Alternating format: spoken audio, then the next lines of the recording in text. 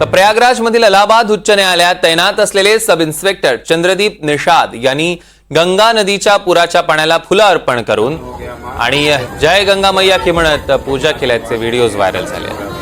चंद्रदीप निषाद यांनी आपल्या घरात येणाऱ्या पुराच्या पाण्याला गंगेचा पवित्र अवतार मानून त्यांचं स्वागत केलं आणि पूजा केली।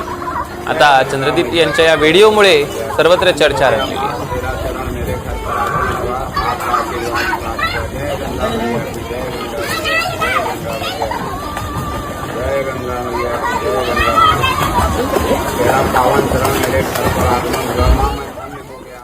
तर उत्तर प्रदेश मधील प्रयागराज मध्ये सततच्या मुसळधार पावसामुळे गंगा यमुना नद्यांच्या जलस्तरात झालेल्या वाढीमुळे पुराचं गंभीर संकट निर्माण झालंय।